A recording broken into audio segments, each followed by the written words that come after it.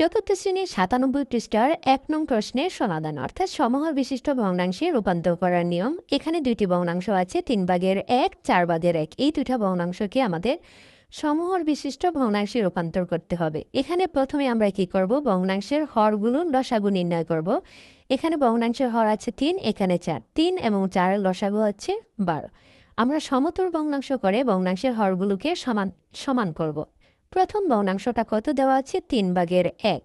এখন আমাদের যেহেতু হর সমান করতে হবে, এক্ষেত্রে খেয়াল রাখবো আমরা এখানে হর আছে ৩, ৩কে কত দিয়ে গুণ করলে ১২ হবে সেটা আমাদের খেয়াল করতে হবে। তাহলে ৩কে আমরা ৪ দিয়ে গুণ করলে ১২ হবে।